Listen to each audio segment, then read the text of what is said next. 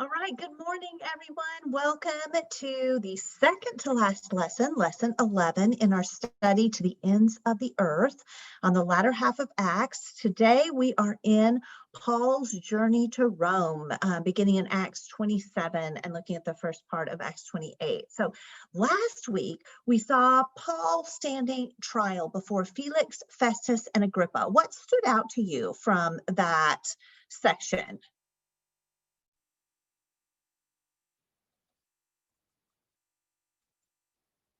That they wanted to please the Jews.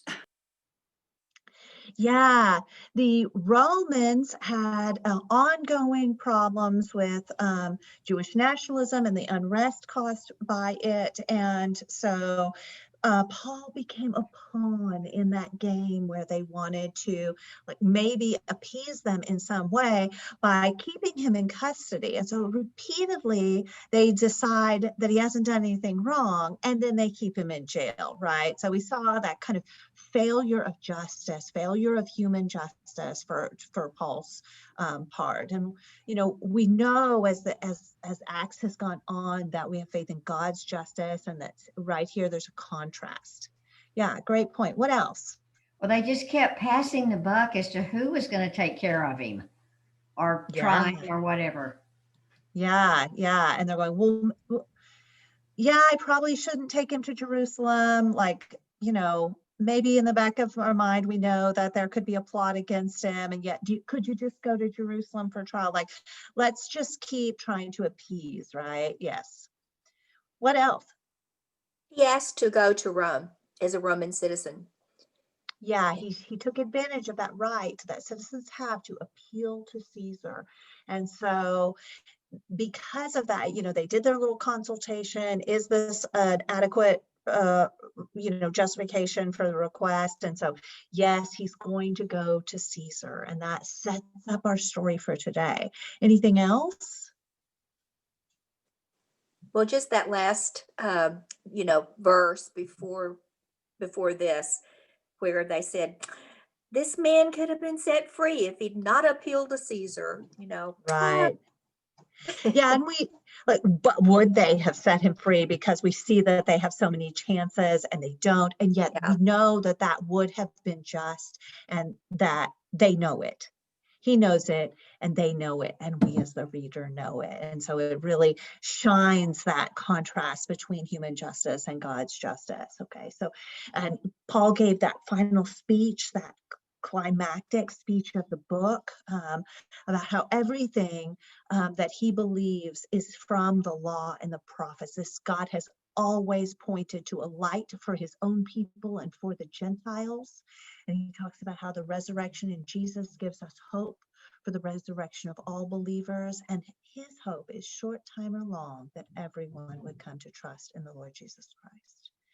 Yeah, so it's really, everything is coming to a head, isn't it? So that was kind of the speech climax of the book there. And now we're going to do this narrative, right? And this forms another form of climax for the book of Acts. Okay, someone read for us Acts 27 verses 1 through 12.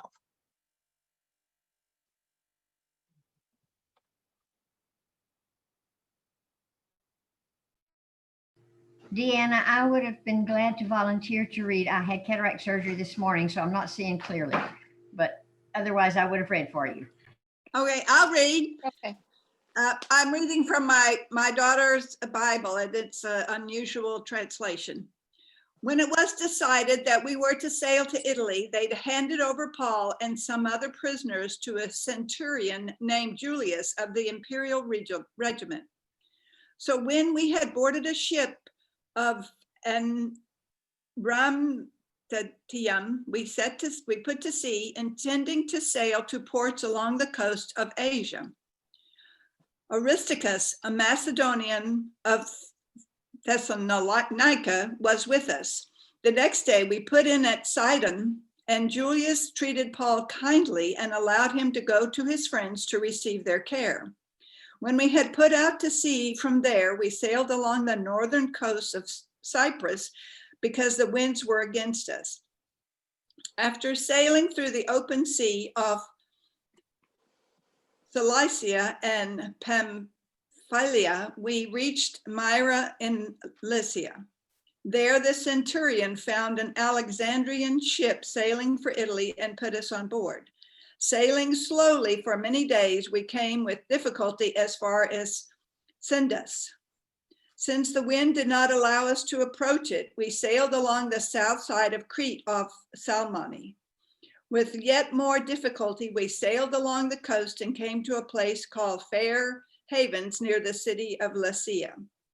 By then, much time had passed, and the voyage was already dangerous. Since the fast was already over, Paul gave his advice, and men, I can see that this voyage is headed toward damage and heavy loss, not only of the cargo and the ship, but also of our lives. But the centurion paid attention to the captain and the owner of the ship rather than to what Paul said. Since the harbor was unsuitable to winter in, the majority decided to set sail from there, hoping somehow to reach Phoenix, a harbor on Crete, open to the southwest and northwest, and to winter there. Thank you. Yes, thank you for taking on all those place names. Yeah, appreciate it. Okay, so we're going to talk about why we have so much geography in a minute here, but let's kind of go through in order.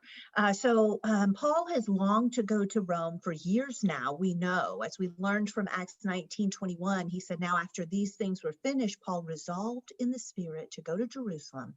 And after he had passed through Macedonia and Achaia, saying, after I've been there, I must also see Rome. So we know he has wanted to go to the seat of Roman power, and probably he did not anticipate going under these conditions. You know, back then it seemed like he thought he'd go right after this quick trip to Jerusalem. But all the way to Jerusalem, he gets the message that it's not going to go that way until he's resolved even to end his life in Jerusalem in imitation of Jesus and in his desire to finish the race in the spirit, right? So instead, he's been languishing in prison for more than 2 years because of these failures of Jewish and Roman justice. And now he's boarded the ship and they're bound for Rome. So talk about who's in the sailing party. Other prisoners, apparently. The word for this is it's like a heteros. It's another kind of prisoners, and we don't know what that means. Maybe they had already been convicted. Maybe they aren't going to stand trial, but were already found guilty, or some other way that they're different than Paul. But there are these other prisoners. Yes. Who else? The guards. Yeah, under the command of Julius. Yeah, so this is all we know of Julius. He is of, your translation may say, the Augustan cohort or the imperial regiment. This is Augustan cohort is a little more literal. It's a regiment of auxiliaries that are part of the organization that reports directly or guards directly the emperor, but they had detachments stationed at various places. We have archaeological information that tells us, like, oh, there was some here at this time and some here at this time. And so Julius may have been stationed at Caesarea at this point. Escorting a prisoner like this was an important job. It was normally went to someone of the centurion rank, right? This is a commander of 100 nominally. So they're under the command of Julius. We have these Roman soldiers. We have these other prisoners. And then who's with Paul? Aristarchus. Yeah, what do we know about Aristarchus? Well, he was, I've forgotten. He was with Paul before. I didn't write it down. That's okay. He Yeah, he was already Say that traveling. again, Ann. Oh, I didn't write down. You gave us those locations, Acts 19, 29, 20, Philemon, and Colossians. Yeah, so Aristarchus was with Paul in Ephesus. He was one of the two people that got swept with the mob into the amphitheater, right? And when Paul talks about him in Colossians, he calls him my fellow prisoner. And if Colossians is either written during this mysterious period in Ephesus, if it was an imprisonment, or during the Roman imprisonment later. And so, you know, it may be that if it was written in the Ephesus, that Aristarchus got caught up in whatever legal action went against Paul. And so they were prisoners together during that time. But he mentions him in the end of Philemon. And even in Acts 20, we see he was part of the collection party, right? When Paul is going about these places and he's got all this much larger group, they mention all these people from different places that are going to help him collect the money and then are going to go back and report that it got to where it's supposed to be. He seems to be part of that group. So he is still with Paul. You know, there's a faithful companion here. And who else, just by the narrative, must be with Paul? Well, Luke has Luke. got to be there. telling us Yes, the everything's details. we. Yeah. Yes, we have so many details, and he speaks as we, and so Luke is accompanying Paul at this part. So Paul has friends with him. In addition to the centurion to guard him, he has friends to care for his needs, right? And apparently there's 276 people on the boat. So Yes, now Not a lot of- that, go ahead. he's got a lot of people, like they're not all his people, but there are 276 from later in the chapter, which Right. is a lot of people on a big grain boat. Yes, yeah. So that is the number of people on the second boat. But Okay, yes, okay. these trading ships would have merchants, they would have the sailors and crew, they would have other passengers. So that it was a large vessel. This was not a crazy large for the time, but it is a large boat with a lot of people. And we'll talk about what kind of vessel that boat was as we get to the switch in the two ships, right?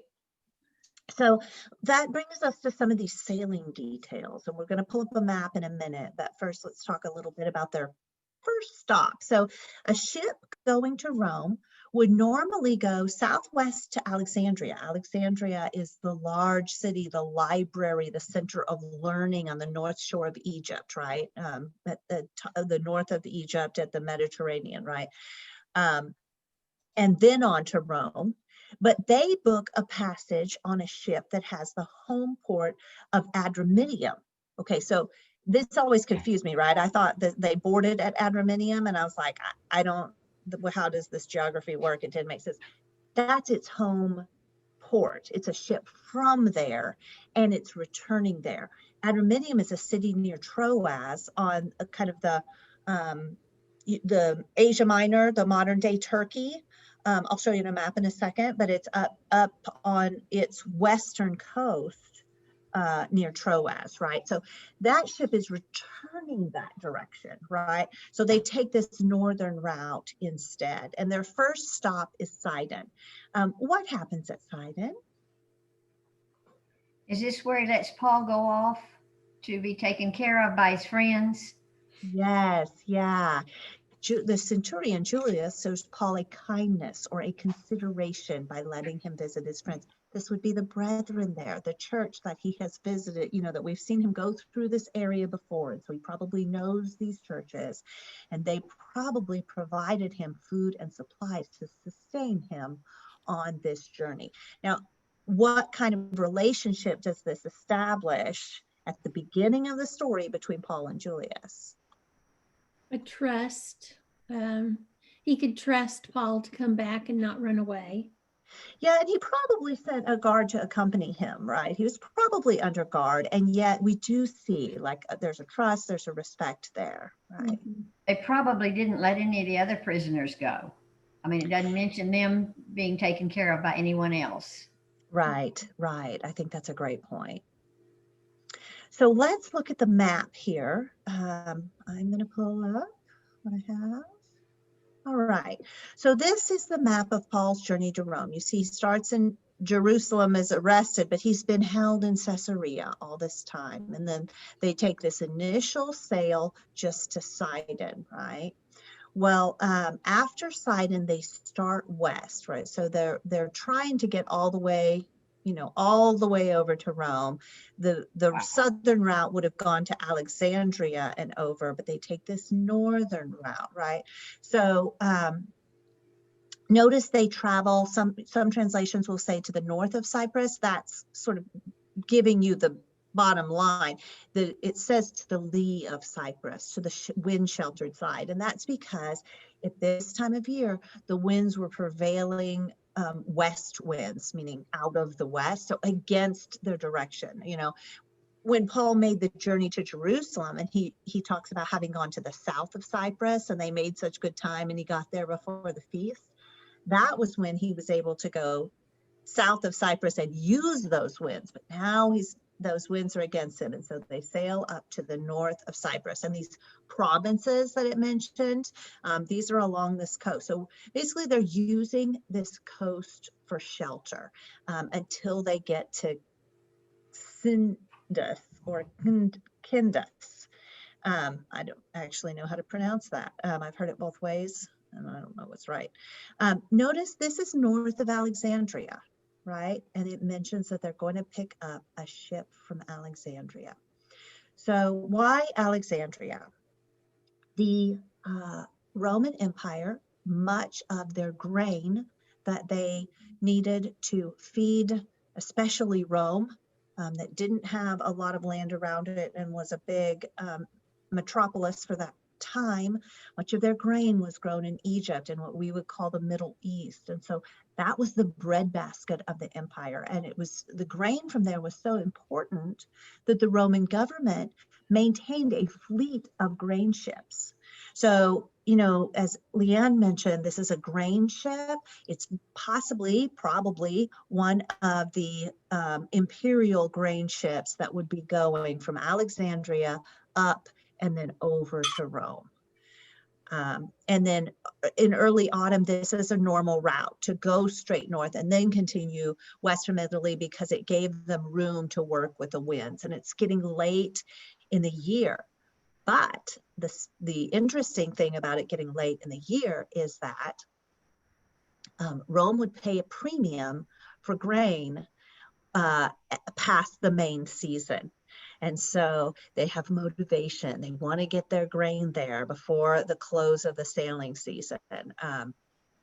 Autumn is risky.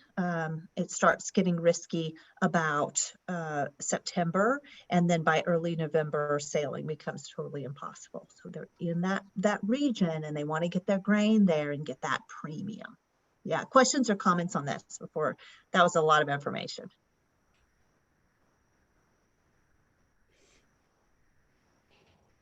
Okay, so verse 7, they start with the protection of the land, they get up to Sindus, and then they know they're going to lose that protection. So they get this plan to they would like to have gone north of Crete, but the winds are wrong. So they sail south and go around to the lee of Crete, or the more sheltered sides from those western winds. And they just creep along since they only have sail and oars. They don't have the options that modern ships have. And they finally get to a harbor called Fair Havens. By the time they get there, what time of year is it? Verse 9.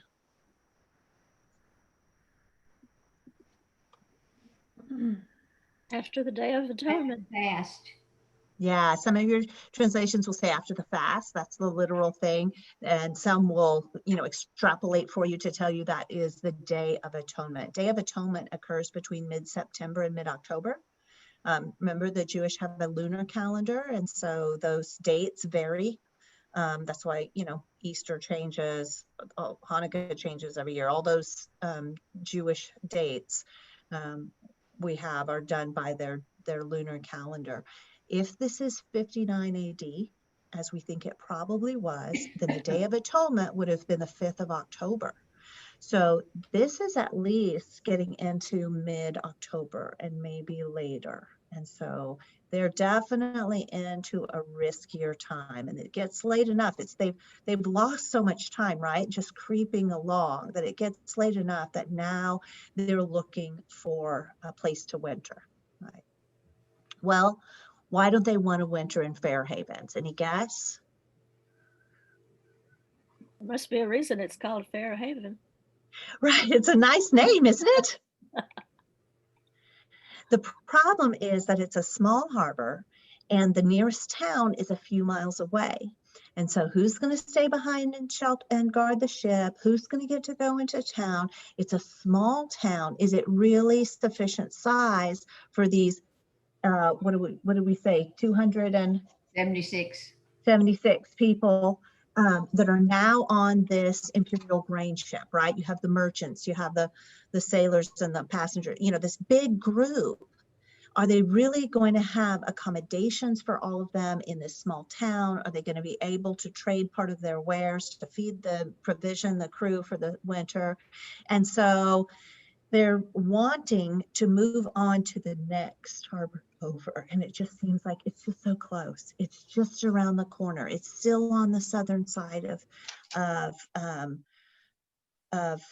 Crete.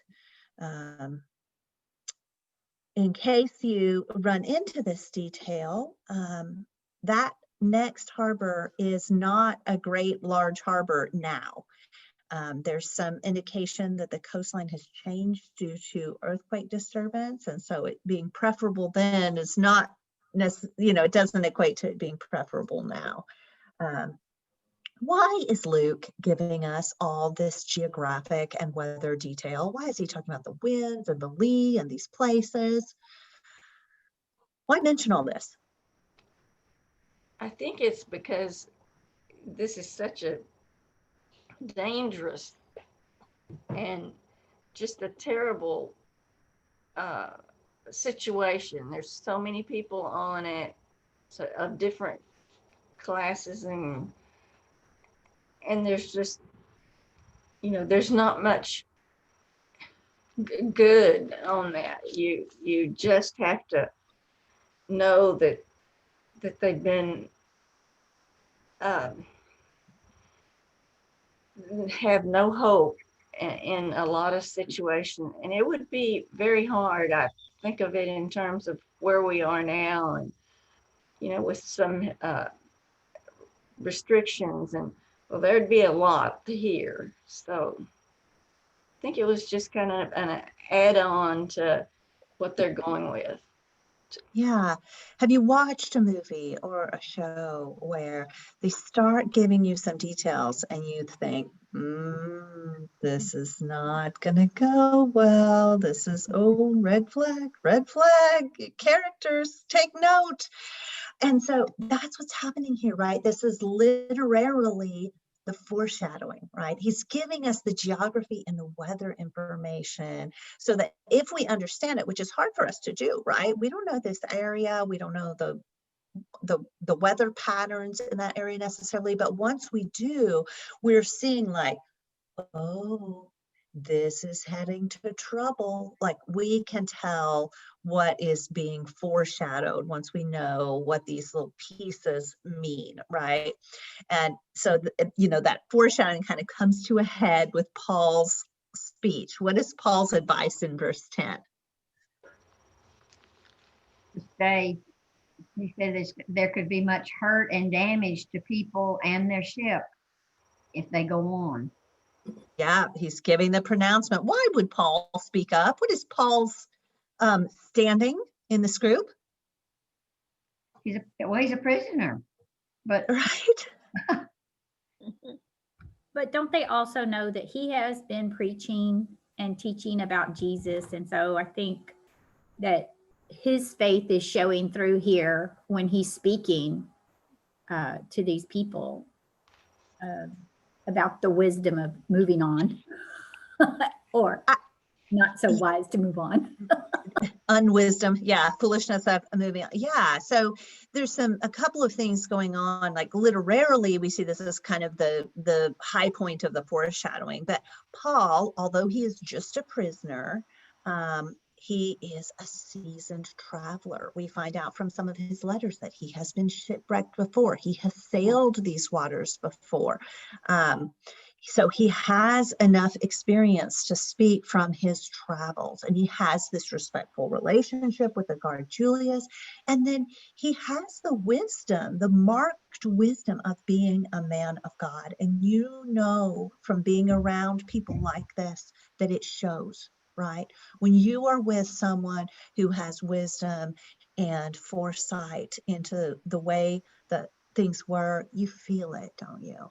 And so he speaks up, but of course, they just don't all agree to listen to the prisoner and enter into the situation that would be substantially, problem for them with the distance of a small town, and they decide to press on. Okay, someone read 13 through 20 for us. When a gentle south wind began to blow, they thought they had obtained what they wanted. So they weighed anchor and sailed along the shore of Crete. Before very long, a wind of hurricane force, called the northeastern, swept down from the island. The ship was caught up by the storm and could not head into the wind. So we gave way to it and were driven along. As we passed to the lee of the small island called Cauda, we were hardly able to make the lifeboat secure. When the men had hoisted it overboard or aboard, they passed ropes under the ship itself to hold it together, fearing that they would not run aground on the sandbars of Syrtis. They lowered the sea anchor and let the ship be driven along. We took such violent battering from the storm that the next day they began to throw cargo overboard. On the third day, they threw the ship's tackle overboard with their own hands. When neither sun nor stars appeared for many days, the storm continued raging, and we finally gave up all hope of being saved. After the men had Let's gone. stop there. Thank you. Perfect. Okay, so this typhoon comes up. Literally, it is a word in Greek that we take our word typhoon from. It's a northeaster. It's a storm that still happens in the waters of Crete today. And it's a familiar storm, a powerful one, and one hurricane force. And they're driven off course by the wind, so far off course. Eventually, it mentions the shallows of Syrtis. This would be modern day Libya. So that would be way south in the Mediterranean from where they wanted to be. But those shallows are well offshore and they have no idea where they are. Okay, so they are really worried about the state, about the storm, right? They would have been, verse 16, it talks about the ship's boat. They would have been towing the little boat would have been like when you anchor offshore and then you take the boat in, or you have a lifeboat, or what's that? Like a little rowboat. Yeah. So they would have normally been towing it astern, towing it behind the boat, but it was swamped at this point. It must have been, and so that they're pulling it and they're thinking we're going to lose it. It's going to break up, and so they had very difficult work pulling it in. And Luke says it in first person here. He says we had a hard time, right? So Luke, it makes it sound like Luke is pressed into service, and he's having to help with the ropes while the sailors try to get this in, and then they. Meaning the more skilled crew, did this maneuver where they wrapped ropes around the ship to reinforce it. Now, this would normally only happen in harbor. And so scholars are still arguing about how they would have been able to do this at sea. But the Greek says with use of help. So they probably had some kind of lock and tackle tools set up so that they accomplished this maneuver of wrapping the ships in ropes to try to keep it from breaking up. Then in verse 17, it says they lowered what does your translation have? They let down the gear. Okay, I heard gear, See, sea anchor, and some say mainsail. Yeah, literally they lowered the gear. So it could have been the mainsail, like they're saying it's too much force on the sail and the leverage of it is going to break up the ship, or it could be the sea anchor, like they're going to add some stabilization to keep them from running too far. They lowered the gear so that, to try and improve their situation. And this verse 18, they threw off the cargo. This would have been the deck cargo, right? Not the grain. The grain's really valuable. We hear that the grain goes last, right? It's the very last thing they give up on. But the deck cargo, maybe whatever deck furniture, the passengers would have slept on deck. Mine says that They didn't have threw rooms. out the tackling of the ship.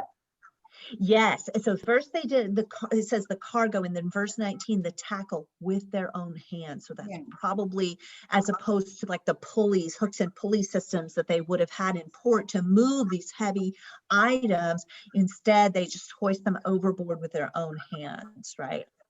Yeah. So why are we getting all the sailing detail? We got all the geography and now we get all the sailing jargon. Why are we getting all this? Because Luke likes details. Yeah, why? To show how hopeless the situation was. Right, I think so. We have the authenticity of it, right? He's there. It's days and days of listening to sailing jargon. So considering how long it is and how severe the situation is, it isn't, that much detail in comparison to what we could have, right? But he's telling us because it's authentic, it's this experience, it's what he's observed, and the drama, right? This is very beautifully done to build the drama of the situation. And so what it means to them is what we had to, like, we finally gave up all hope of being saved. What would it mean to them in verse 21 that there was neither sun nor stars? Couldn't tell what cloudy. direction you're going, couldn't navigate. Navigate. Yeah. So the lack of navigation information is important. They don't know where they are. Also, it tells us the strength of the storm and the length of the storm and the oppression of the darkness, right? It's painting this picture for them so that they are giving up all hope of being saved. All right, let's look at 21 through 32. Someone read that, please.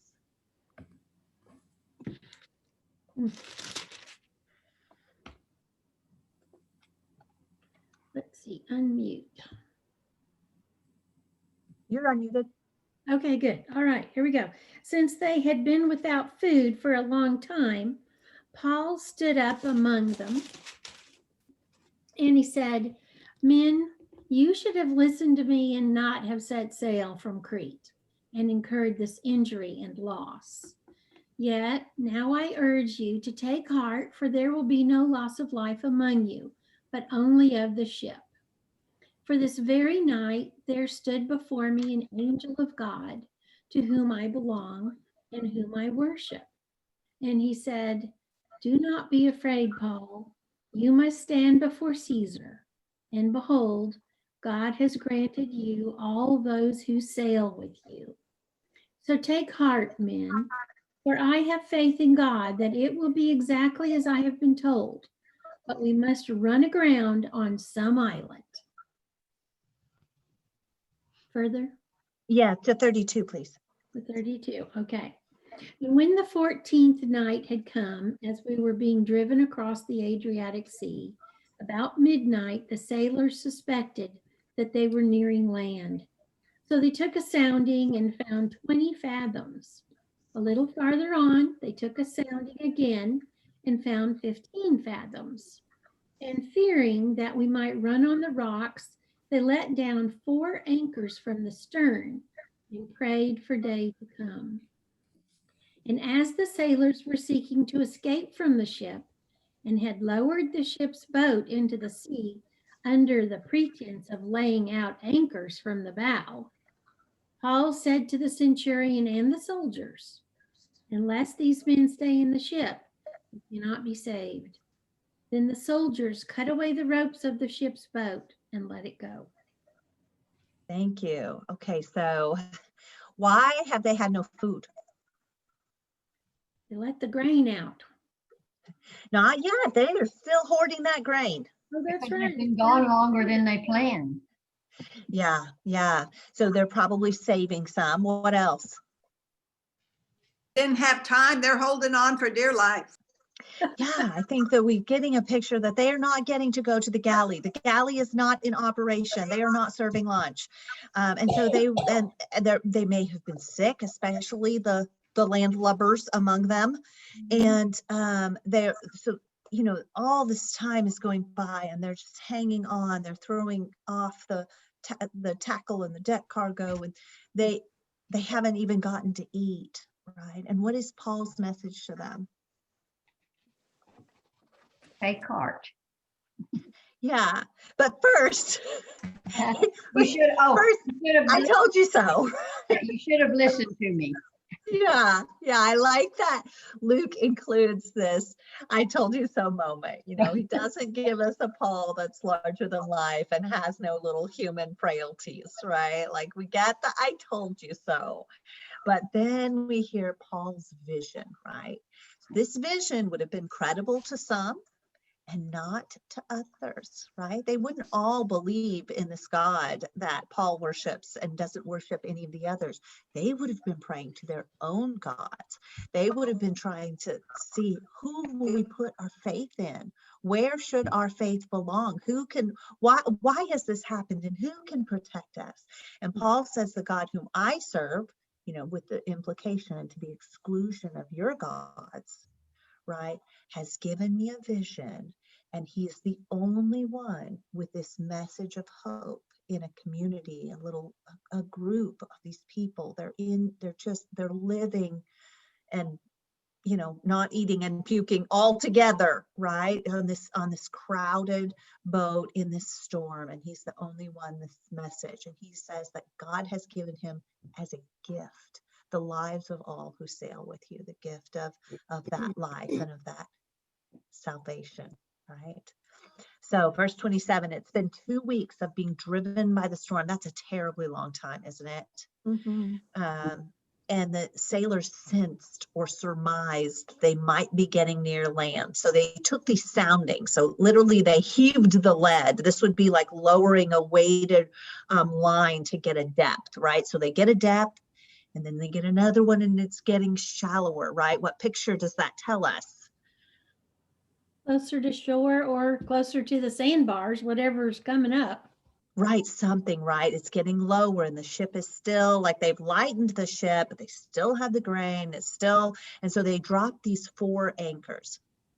So a practice in that time would be to drop an anchor to have it slow them down and stabilize the ship. And when the line began to break, or when it began to tear its mooring in the wood of the ship apart, then they would cut it loose and drop another. And they would do this in succession. Or maybe in this case, maybe they just threw all of their efforts at it at once and dropped all 4 at once and lightened the ship too. Luke mentions that it's from the stern, because this would normally be from the bow. But if you do it from the bow, the way the wind is, it would have spun the ship around, so that maybe they wouldn't have been able to run the ship onto a sandbar in the morning. And so they're planning this maneuver, and it's overnight, right? And so they lower these anchors from the stern, and some sailors go up to the bow. So stern being the back and bow being the front. And the sailors go up to the bow under pretense. And what are they going to do? Oh, They're going to jump ship. Yeah. Leave every man for himself. Leave the landlubbers to deal with whatever's coming. They're going to take the little boat and run off. How is Paul saying the matter regarded now? They have to stay on to be saved. Ship. Yeah, so at least the soldiers under the command of Julius, who respects Paul, decide to take Paul's word for it, and they cut the boat away. So really, that boat, they want it later, right? And they know they want it later. It's a desperate move to keep the group together, because Paul says they must, or they cannot be saved. What is happening in the story? What does the storm at sea make you think of in terms of other stories of the Bible, or other stories that they would know? I'm reminded of the story of Ulysses, and so many descriptions of so many shipwrecks and problems that he ran into. And that would be something that they would all have. That's a story that many would know.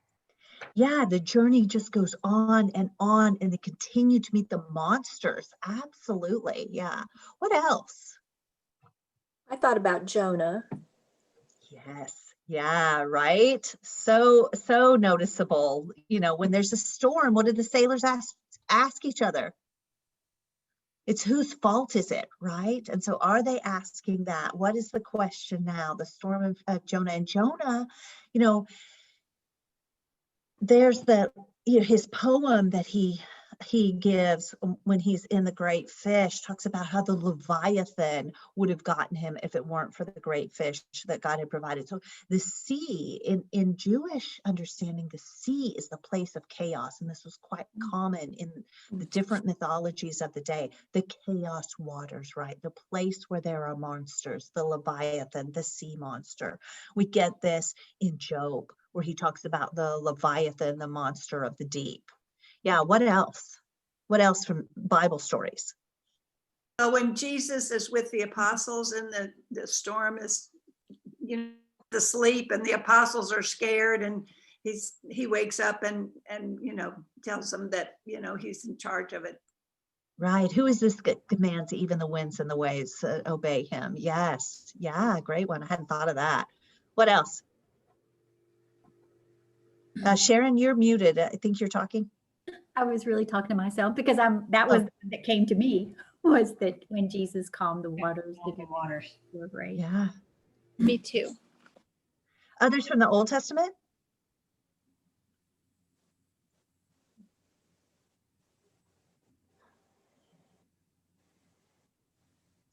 So think about Noah's Ark, right?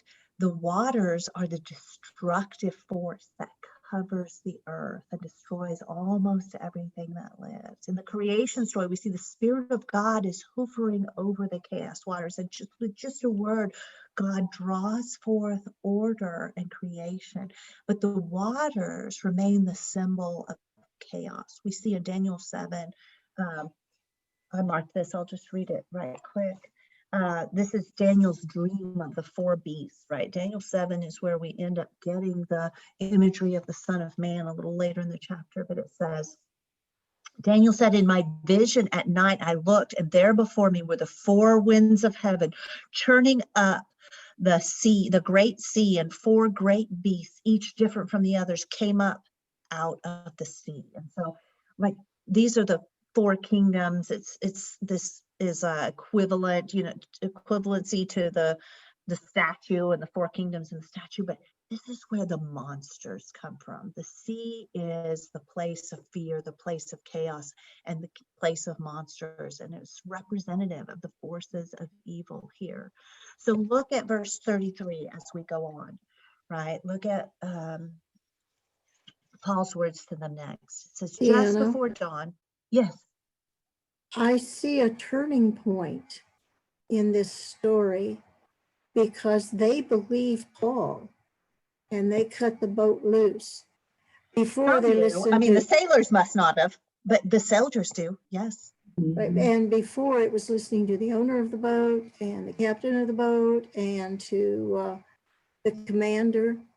But at this point, they do what Paul asked them to do, and that's a turning point, which is critical to know. It's a turning point in their hope as well, isn't it? Right? They've switched to, Paul has proclaimed that there is hope, and now you can tell that they've grabbed onto that. Yeah, verse 33. So just before dawn, Paul urged them all to eat. Remember, they're just waiting for light so they can try to run the boat into the sand, right? Just before dawn, Paul urged them all to eat. For the last 14 days, he says, you have been in constant suspense. They must have, right? This must have been a terrible trial and ordeal, and have gone without food. You haven't eaten anything. Now I urge you to take some food. NIV says you need it to survive, but this is literally, it is for your salvation. None of you will lose a single hair from his head. After he said this, he took the bread and he gave thanks to God in front of them all, and he broke it and began to eat. They were all encouraged and ate some food themselves, and altogether there were 276 of us on board. And when they had eaten as much as they wanted, they lightened the ship by throwing the grain into the sea. They've finally given up on this most valuable of their cargo, haven't they? So Paul gives this exhortation to those on deck, everyone who would listen. And look what Paul does with the food. What does this remind us of? The Last This is Supper. When Jesus Yeah. broke bread, and blessed it, yeah. Yeah, it's the supper of the Lord. It's the same pattern of words that when he fed the 4,000 and 5,000, he took it, he blessed it, he broke it, he gave it. And so we get the echoes of that pattern in this, the supper of the Lord, the breaking of the bread there on deck just before dawn. He says to them, it is for your salvation. So there's this sense of worship and sanctification that is given to them in that their salvation is coming. Verse 39, when daylight came, they did not recognize the land, but they saw a bay with a sandy beach. They're going, oh, good sand. And they decided to run the ship to the ground if they could. So cutting loose the anchors, they left them in the sea and at the same time untied the ropes that held the rudders. They hoisted the foresail to the wind and made for the beach. But there was this underwater reef that they couldn't see. The ship struck a sandbar and ran aground, and the bow stuck fast and would not move, and the stern was broken to pieces by pounding of the surf. The soldiers planned to kill the prisoners to prevent any of them from swimming away and escaping, but the centurion, who must be the ranking soldier there, wanted to spare Paul's life. He seems to have quite a respect for Paul, doesn't he? It shows up again here, and he kept them from carrying out their plan. We know why they would have killed the prisoners. Their life would be forfeit if the prisoners escaped.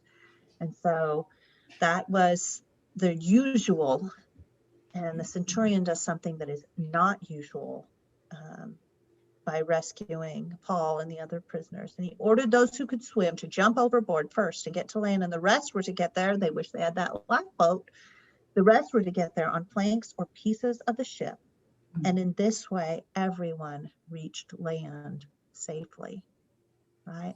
So they come through the waters. It says the same word for safety is shown up over and over again, right? They had lost all hope of being saved. It is for your safety. It is for your salvation. This is all the same word that we translate salvation when we're talking about the salvation of our Lord Jesus Christ, right? And here, this last one, it's sozo is the root word, and here it's dia sozo, through a safety through danger. So they all come through danger. They come through the waters. It's like a baptism, isn't it? A passing through the sea, every one of them out of death and to life. We see in chapter 28, Paul is reverse Jonah here, right? They build a fire, and people think, oh, he's escaped the sea only to be bitten by a snake. There were legends in this time of someone who escaped, a murderer who escaped the sea and then was bitten by the snake, and so justice was done, right? Killed by the snake. But Paul is not killed by the snake, right? He shakes it off. Nothing happens because the salvation that God has granted. Paul is this reverse Jonah. He's not under judgment for disobeying God, but under this gift of God, of his life and the lives of his companions as he continues in obedience. Whereas Jonah was in disobedience, Paul is living in obedience, and this gift of God is the gift of these continuing lives. And so we get the climax of the story. He goes to this estate of a wealthy citizen nearby, a leading official of the island. He heals. He probably preaches, right? The rest of the sick on the island came and were cured, and they honored us in many ways. And then we were ready to sail. They furnished us with the supplies that we needed. And so they finish out the winter there, verse 11, after 3 months. And they get on a ship that had wintered on the island, another Alexandrian ship, and they put out for Rome. And in this way, they arrive at Rome. So last week we saw that speech climax of the book, the promises God has done that would, make all people, short time or long, come to him as Paul had done. And here we see the narrative climax to Acts, the high point in the dramatic and suspenseful story. What are your thoughts about the story as a whole? Very dramatic. It is, isn't it? It's good reading, right? If you have young people who want to know what Bible story they should start with, this is a good one, right? So they arrive without any grain. So No grain, they've lost their cargo. Yeah. so I suppose there'll probably be problems with that from some of them. Yeah, they took a risk, right? They tried for the big reward and they had the big loss out of it. They came away with their lives. Who was in charge? You know, the other thing that occurred to me, the centurion, although he had befriended Paul, he also had the job of bringing him to Caesar. And although I know Caesar didn't really like to hear these different cases, but it was a feather in his cap to be able to get Paul to Rome also. Yeah. Or we could look at it for the opposite way, where if he didn't get Paul to Rome, it would be severe, his life would be forfeit. Yeah. Well, and you have to believe that over the course of this journey, in all of these trials that were from nature, where no man had control, that God appearing to Paul through the angel, which I'm curious why he came through the angel this time, because typically he talked to Paul directly or through the Holy Spirit, as Paul would recount to others. But maybe it was easier for these people to believe an angel than a direct vision. But you have to believe that there was more than saving lives, but saving souls through belief and faith and salvation in over the course of those months and tragedies and suffering. I mean, you can't just chalk that all up to coincidence. And, the soldiers appeared to be believers, or somebody in charge of the soldiers, when they cut the boat loose. Yeah. So, at some point somebody believed, which is a beautiful story. It is, and the power that it gives to go through suffering together. I mean, if you had been through this ordeal with these people, they would have known the true character of everyone involved, everyone on board. Their real character would show. That's the situation where you really know what people are made of, right? And so the grace that Paul is preaching, he would have to be living out as well for his message to take hold. And as he finishes, there's these healings, and we see that God says, I have a purpose. I want you to testify in Rome. Mm-hmm. And so that purpose is going forward through the storm, through the forces of evil, right? We see the progression of the stories for the gospel to get to Rome, to accomplish God's purposes that he has set for himself in Paul. Paul has to face the monsters, God's people, Paul, Aristarchus, Luke, the rest of them. They have to face the worst that darkness can do. If anything could represent the forces of evil doing their worst, it is this terrible storm on the sea. And Luke, in the Gospel of Luke, Jesus faced this hour of darkness, and because of his death and resurrection, defeated the powers of darkness. And so now we see, we've talked about how the stories of Luke and Acts have this parallelism, right? The progression is a parallel. And so as Jesus has faced the hour of darkness and had this victory, his victory is what enables Paul, Aristarchus, Luke, the party of them, to face the worst that the powers of darkness can do and emerge victorious because of the grace of God. You know, in the victory of Jesus, there is salvation. And not only do they have the salvation, they have the gift of the salvation of others, and they continue to give it away, right? It's given to them, and they continue to give the healing and give the life-giving power of Jesus, as shown in their survival of this terrible storm. And so And the then the salvation viper, won on the cross is worked out through God's people as they face the forces of evil. Go ahead, Leanne. the viper seems like to be a cherry on top. You know, I mean, that they had survived the storm out of the water onto dry land, waiting for winter to pass. And then the viper kind of like seals the deal that Paul is indeed a man of God. And increases his witness, right? Yeah, and then the witness, the healing of the people, that all had to be just like, you know, kind of securing the presence of God, the power of God, you know. Yeah. Yeah. So here we have seen the narrative climax of Acts. Thank you for your great comments. Next lesson will be the week after Thanksgiving. We'll see the conclusion of the book. We'll look at the themes of Acts and how they show up in the story and what they tell us about God's work in the world. Thank you. Beautiful. Thank you, Deanna.